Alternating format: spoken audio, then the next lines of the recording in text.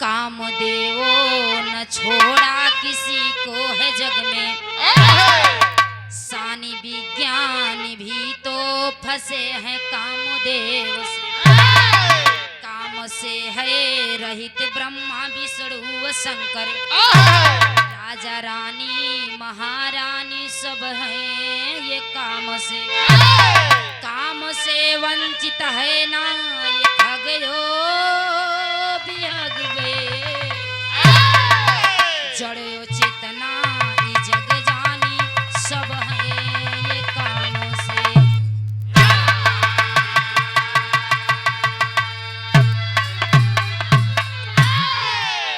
कामदेवो न छोड़ा किसी को है जग में, सानी विज्ञान भी तो फंसे राजा काम से। काम से वंचित है ये खगयो बिहग, जड़ो चेतना ये जग जानी सब है ये काम से। बिरहा हमारा हमके आशा ना पूरा विश्वास बा आप लोगन के जरूर समझ में आई। बिरहा में एक लाइन कव्वाली एक टुकड़ा दिए हैं कवि जी। क्या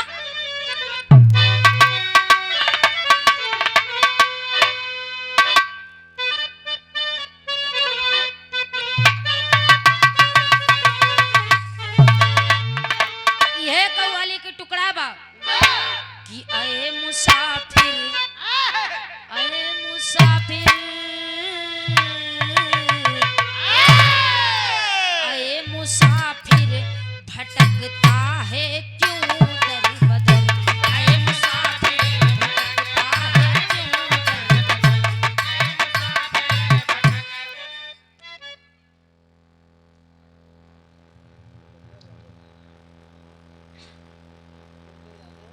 और गार्जियन सम्मानित आप श्री उपेंद्र यादव जी, समाजवादी नेता भी आज कलवा मऊ की पावन धरती से सादर 51 रुपए का महान आशीर्वाद, शेरों में कोट कोट प्राण आशीर्वाद की चावा कहे।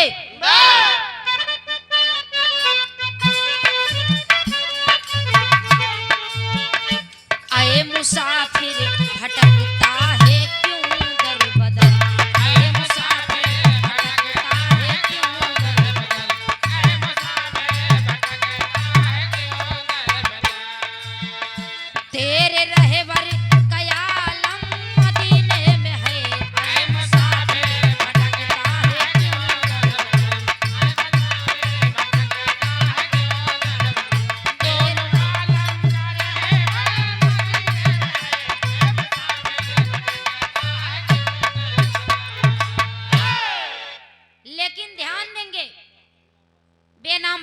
चाचा सम्मानित आप श्री बेनाम बादशाह 21 रुपया का महान आशीर्वाद। अब का करी तुहार नमो ही नहीं जान पावत है, अनुमान तो लगाई ढेर देर से लेकिन पावत है। हैदर अली नाम बा, अरे वाह गुरु, अच्छा नाम ना ले बाबा तभी ठीक बच्चा ला हो ही है। जैसे वो गुरुजी रहन चला गए ऐसे न हो गुरुजी बाटेन। अरे वो तो दुनिया के रीति रिवाज भाई, एक दिन आना एक दिन जाना, कोई आ रहा है तो कोई जा रहा है। कहे आया है सो जाएगा राजा रंग का फकीर, अरे आया है सो जाएगा राजा रंग का फकीर। कोई विमान पे चढ़ चला कोई बदा जात, जे आई बा ओका एक न एक दिन चाचा जाएगा बा। यहाँ के रहाई बारे ना ही आई बा। तकलीफ यही बात से होता कि अगर समय से पहले जब केहू चला जाता तब आत्मा के बड़ी तकलीफ होता एक जने ना जाइए के बैठा है हमार फल खाए ए हमार फल खाए। नजर न लगे तुम्हारी उनके ऊपर, समझ लो प्राणों से प्यारा है वो हमारा। अभी तुम नहीं समझ रहे हो, आज हमारा हम जोड़ी है, हमारा साथी है, ऐसे काहे बोलत हुआ।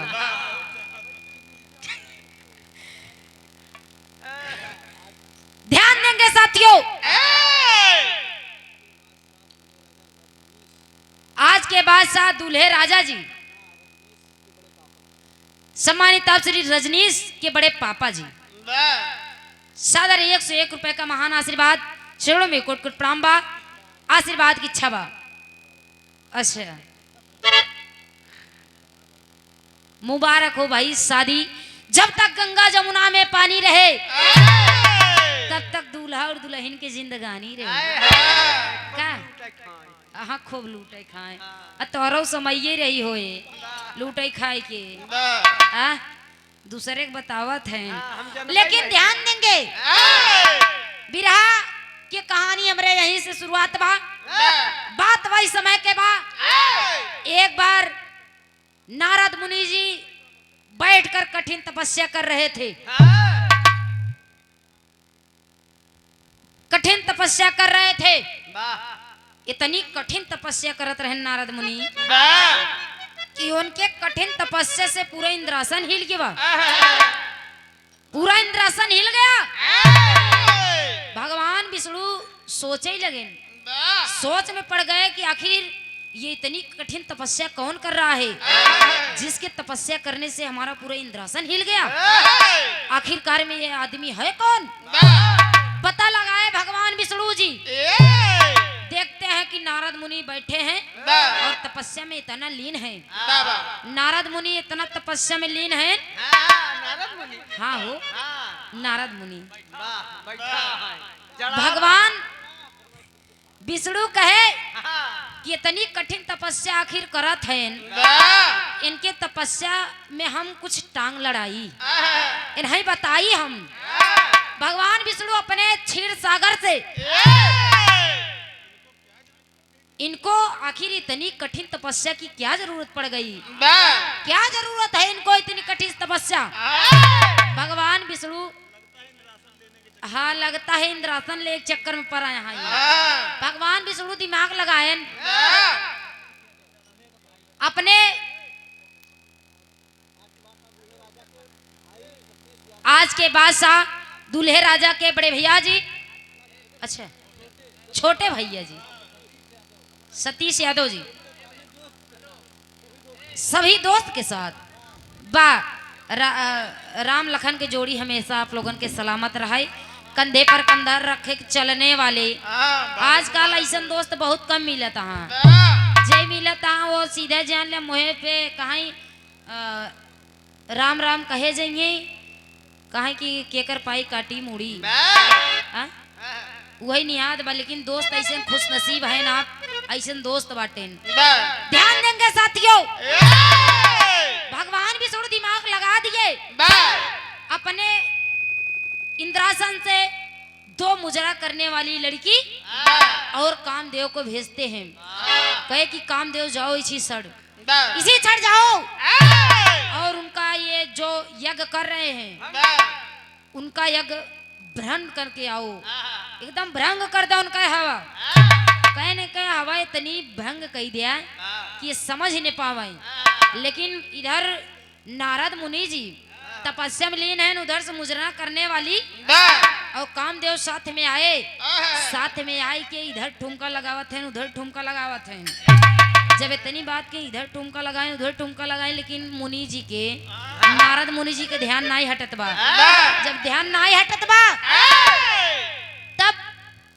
भगवान विष्णु सोचे कि समस्या गंभीर बा आखिर तो नारद मुनि के ध्यान ही नहीं हटत बा कामदेव बहुत दिमाग लगाए लेकिन लगा ही नहीं पाए कहा जाता है दुनिया में कामदेव को कभी किसी ने जीत नहीं पाया है कामदेव जब एकदम हार गया यार ठुमका लगवावत बा बाहर लगवावत बा देखत बा मुनि जी के निगाह हटते नहीं बा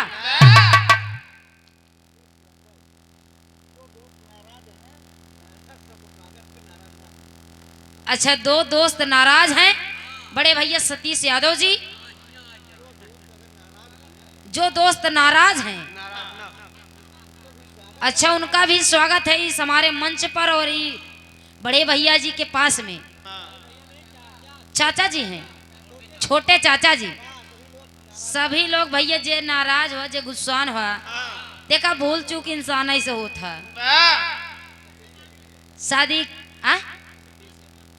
अच्छा माफी इनसे मांगे ठीक है माफिया साहब 51 रुपए का महान आशीर्वाद लेकिन ध्यान देंगे भगवान विष्णु दिमाग लगाए कहें कि कामदेव उनको उनका तपस्या भ्रंड नहीं कर पा रहा है दिमाग लगाए कामदेव कहा कि महाराज हम आपका तपस्या भंग करने के लिए आए थे लेकिन आपका तपस्या भंग नहीं कर पाए जब इतनी बात नारद मुनि सुने तोरे ना अपन लंगोटी कहे कि जय हो आज तक किसी ने कामदेव को जीता नहीं था। कामदेव हमारे सामने हाथ जोड़कर चला गया, माफी मांग कर चला गया। आज हमने कामदेव को जीत लिया। ए भाई, कामदेव को जीत लिया। कामदेव को किसी ने जीता नहीं था, ना तो जीता था ना तो जीतेगा। इसलिए जब कामदेव हाथ जोड़ ले नारद मुनि अपन तपस्या से उठेन, कहे कि आज तक तो हमका क्यों कामदेव के क्यों जीत ही नहीं पाए, आज हमने कामदेव को जीत लिया। नारद मुनि एकदम फूला नहीं समातवा, असड़िया में घास फूला बहन कि आज हमने कामदेव को जीत लिया। नारद मुनि वहां से चल देते, चलन कहाँ बिरहा में ये भाव लगत बा।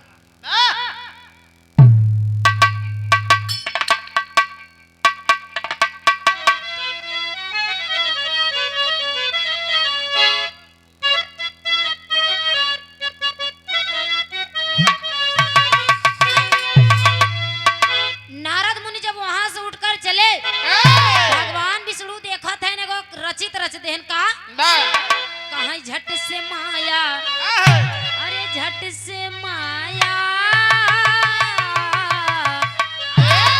झट से माया नगर एक बनाए प्रभु, झट से माया नगर एक बनाए प्रभु,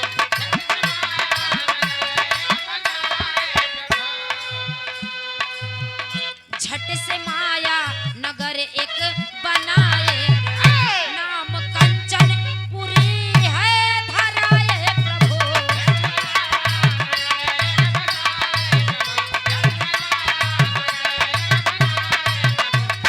कंचन पुरी है धराए प्रभु।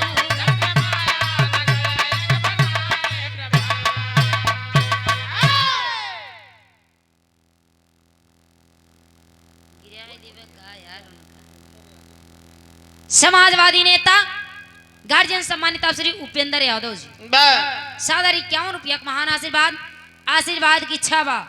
ध्यान देंगे, भगवान विष्णु जी अपने मन में विचार कर रहे हैं। इधर नारद मुनि जब कामदेव की जीत लेन उनके फूली नहीं समात बा, जाय के गए दौड़ा दौड़ा पहले अपने बाप का लगे ब्रह्मा जी के पास, जाय के कहन पापा पिताजी मैंने तो कामदेव को जीत लिया। जब इतनी बात कहन तब ब्रह्मा जी कहन कि देखा बेटवा कामदेव को तो जीत ले हमसे तो बताई दे, लेकिन भगवान भोलेनाथ से जिन बताया, लेकिन भगवान भोलेनाथ भगवान भोलेनाथ बैठे हैं वहाँ कैलाश पर्वत पर। नारद मुनि कहन ससुर जब हम कामदेव को जीते हैं, नारद मुनि कहन जब हम कामदेव को जीते हैं तो काहे बरे हम केहू से ना बताई। वैसे भी अगर आप लोग समझदार हो कि कौनो काम में आगे बढ़ जात है, पहला आदमी रहन जे कामदेव के जीते रहें। कोई इंसान अगर किसी काम में आगे बढ़ जाता है, एक समझ ले ओकरे फूली नहीं समाता है। अपार खुशी बा। नारद मुनि अपने पिताजी से बताए के कहन, पिताजी कहन कि देखा बेटवा हमसे बताए दे, लेकिन भगवान भोलेनाथ जी ने बताए। नारद मुनि लंगोटा मारे चल देहन भगवान भोलेनाथ के पास, जाए के पहुंचे सादर एकदम प्रणाम करें, कहन भगवान आज हमने कामदेव को जीत लिया। भगवान भोलेनाथ कहन कि तुमने कामदेव को जीत लिया? कहन कि हाँ महाराज मैंने कामदेव को जीत लिया। कहन कि अच्छा तुमने कामदेव को जीत लिया तो ठीक है, लेकिन ये बात कहीं जाकर विष्णु से मत कहना, गलती से भी मत बताना। जब इतनी बात कहन भगवान ठीक है मैं नहीं बताऊंगा, लेकिन इधर नारद मुनि कहाँ फूली समात बा। जाय के पहुंचन भगवान विष्णु के पास जहाँ क्षीर सागर में आसन लगाई बैठा है। जाय के पहुंचन कहन सादर प्रणाम कहन भगवान आज मैंने तो कामदेव को जीत लिया। भगवान विष्णु कहे नारद मुनि आपने कामदेव को जीत लिया? कहन कि जी महाराज मैंने आज कामदेव को जीत लिया। भगवान विष्णु कहन कि ठीक बा, अगर तू कामदेव को जीत ले बाट्या तो ठीक बा, ये भी ठीक है, लेकिन अगर तुम कामदेव को जीतो हो तो एकांत स्थान पे कहीं जाके राम नाम का नाम भजो और ये दुनिया के मोह माया के चक्कर में ना फंसा। लेकिन देखिए भगवान विष्णु की माया नारद मुनि वहां से चल दिए। भगवान विष्णु समझ गए कि इनकरे हो गया घमंड। घमंड किसी का चलता नहीं है दोस्त। इनके बहुत घमंड हो गया इनके बहुत घमंड हो गया। हाँ जला पहन के रजाई ओढ़ावा। नारद मुनि क्षीर सागर से चल दिए रास्ते में। भगवान विष्णु वही रास्ते में, जिस रास्ते में नारद मुनि जा रहे थे, उसी रास्ते में एक माया रूपी नगर बनाते हैं। उके नगर के नाम रखे कंचनपुरी। और नगर में एक सिलनिधि राजा नामक के आदमी के बैठाए देन। और वहमा सिलनिधि राजा नामक एक ठे बिटिया विश्व सुंदरी मोहिनी जेकर नाम रहा। मोहिनी एकदम बताउबे बहन प्रियंका तोहरी के न्याय। हाँ यानी कि लक्ष्मी जी माया रूपी नगर बनाए। सिलनिधि राजा नामक राजा को वहां पर लाके रख दिए। राजा के एक बिटिया दे दे जो ने बिटिया के नाम बा मोहिनी। विश्व सुंदरी। विश्व सुंदरी नारद जी जात रहन, कहे ना ठीक है किसी से मोह माया के चक्कर में मत पड़ना और ना तो किसी से मतलब रखा। लेकिन नारद जी कहाँ रहा इस वक्त? और बड़े भैया सम्मानित आप श्री सतीश उर्फ चैला। चेला हाँ तो जब चैला लिखे है तो का करी हम। अच्छा हमार गलती नहीं वे देखा हम पचों पास है। अच्छा एक हम पन्ना दे भाई आपको वापस दे भाई पढ़ा। बड़े भैया अमरजीत उर्फ कल्लू भैया जी 51 रुपया का महान आशीर्वाद एक लाई जो ग्रुप पढ़ा। चैला लिखे है चेला लिखे है सादर 51 रुपए का महान आशीर्वाद। लेकिन भगवान विष्णु नारद मुनि को बताए थे कि अगर तुम कामदेव को जीते हो किसी मोह माया के चक्कर में मत पड़ना, सीधा भगवान के नाम पे जाप करना। इधर देखा था भगवान विष्णु ऐसा रचित रचते हैं। रास्ता में जोने रास्ता से नारद मुनि जाते वही रास्ता में एक माया रूपी नगर बनाए और नगर में एक राजा रखे सिलनिधि राजा नामक एक बिटिया। नारद मुनि जात रहे दिखाई पड़न। दो चार जने दिखाई पड़न कहा यहाँ का होत बा, यहाँ कैसे न तना भीड़ बा, कहन यहाँ कैसे न तना भीड़ बा, आखिर का होत बा। जब इतनी बात कहन केहू से बलाय पूछतन बिरहा में एक लाइन तरस बदल गई।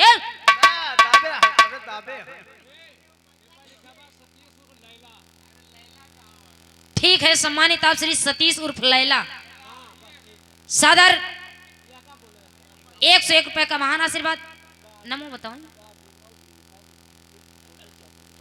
दूल्हे राजा जी के दोनों दूल्हे राजा जी के कहो यार दू बिया कह लिया यहाँ का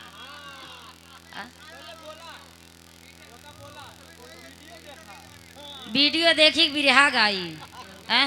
अरे वो देखत रही दुल्हा बलहा दुल्हा बलहा दोनों मिला। दुई दूल्हा हैं लेकिन एक दूल्हा हमका नजर। अच्छा दूल्हे दोनों दूल्हा जी के तरफ से उनके छोटी चाची जी की तरफ से 101 रुपया का महान आशीर्वाद। चरणों में कोट कोट प्रणाम बा, आशीर्वाद की चावा। बिरहा में एक लाइन तरस बदल गई का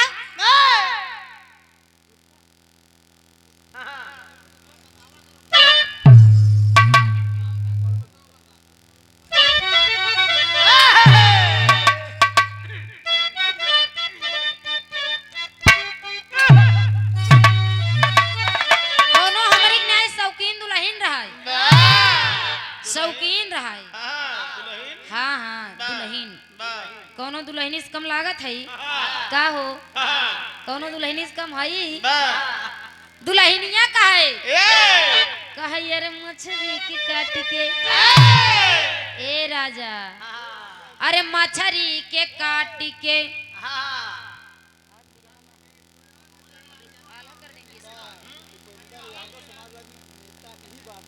यही बात पे उपेंद्र यादव जी समाजवादी नेता साहब जी के जिंदाबाद बाहिरो 51 रुपया का महान आशीर्वाद। यही बात ही से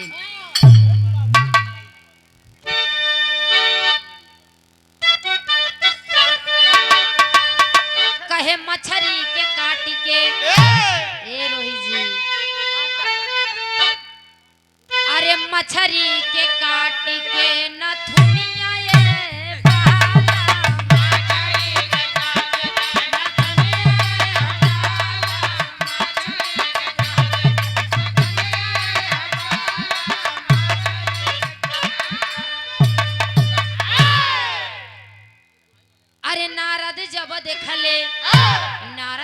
पहुंच गई देखत है भीड़ परी बा कहीं नारद जब देखले अरे सूरती आए बीराना नारद जब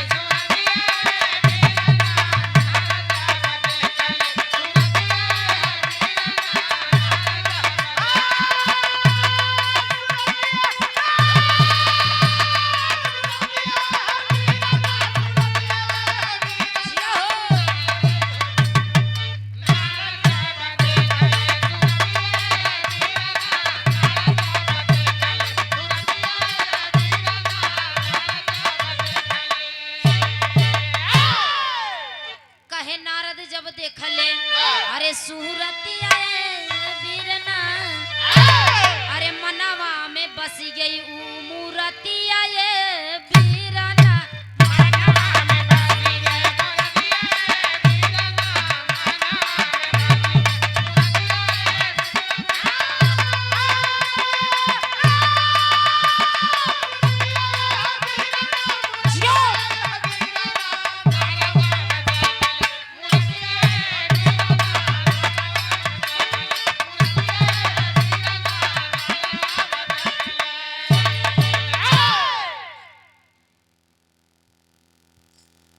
नारद मुनि जब देखे मार भीड़ लगी बा जाए कि एक ठू आदमी बुलायन कहन कस यार